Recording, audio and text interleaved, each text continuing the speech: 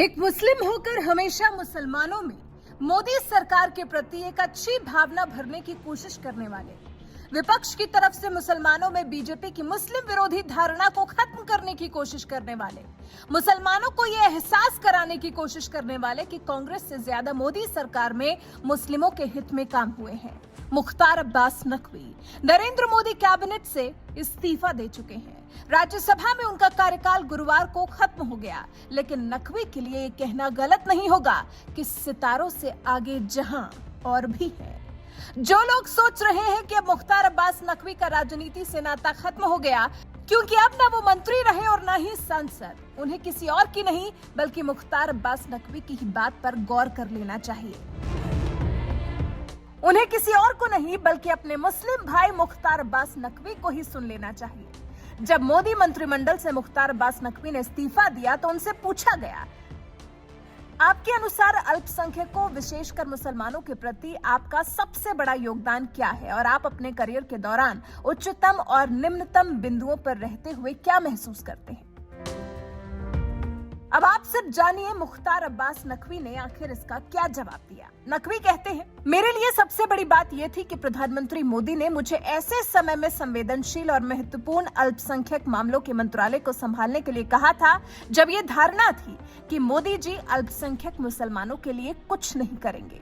लेकिन इस सरकार ने ये साबित कर दिया है कि बिना भेदभाव के विकास किया जा सकता है और मैंने उनके सहयोग से उस प्रतिबद्धता को पूरा किया है।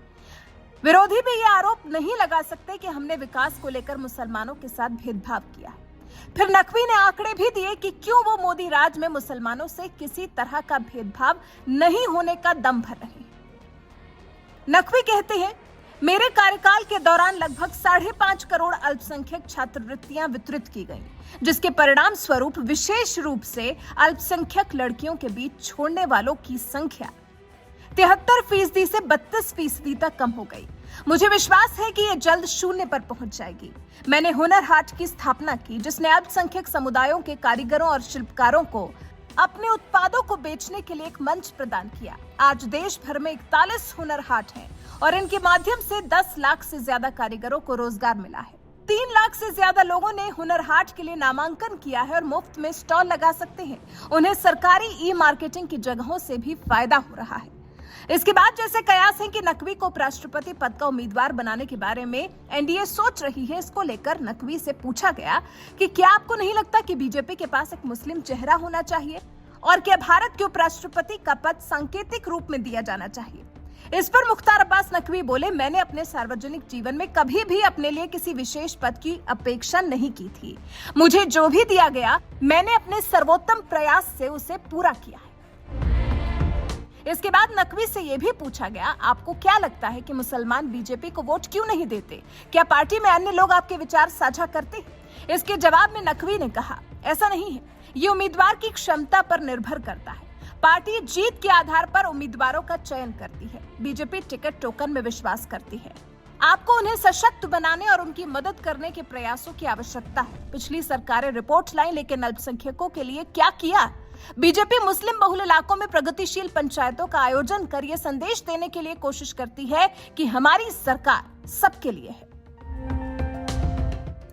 सुना आपने, जो विपक्ष अल्पसंख्यकों में मोदी सरकार के खिलाफ जहर घोलने का काम करता है, नकवी उन्हें बिना देर किए सटीक जवाब देकर शांत कर देते हैं। ऐसे ही थोड़ी नहीं, इतने साल से बीजेपी के साथ रिश्ता निभा रहे हैं मुख्तार अब्बास नकवी। उनका और बीजेपी का साथ काफी पुराना है, यकीन न हो तो डालिए एक नजर। नकवी पहली बार 1998 में लोकसभा का चुनाव जीते। वाजपेयी सरकार में सूचना और प्रसारण मंत्रालय में राज्य मंत्री बनाए गए। नकवी 2010 से 2016 तक यूपी से राज्यसभा सदस्य रहे। इस बीच में 26 मई 2014 में मोदी सरकार में अल्पसंख्यक मामलों और संसदीय मामलों के राज्य मंत्री बनाए गए। 2016 में झारखंड से राज्यसभा भेजे गए।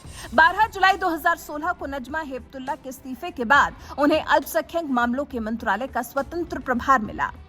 30 मई 2019 को मोदी कैबिनेट में शामिल हुए और अल्पसंख्यक मामलों का मंत्री बने रहे। और अब जब वो अपने पद से, सांसदीय और मंत्रालय से इस्तीफा दे चुके हैं, तो भी अब भी वो बीजेपी के नेता कहलाए जाते रहेंगे। और मुख्तार अब्बास नकवी इस पद को लेकर भी, बीजेपी के नेता कहलाए जाने को लेकर भी गर्वान्वित महसूस करते हैं।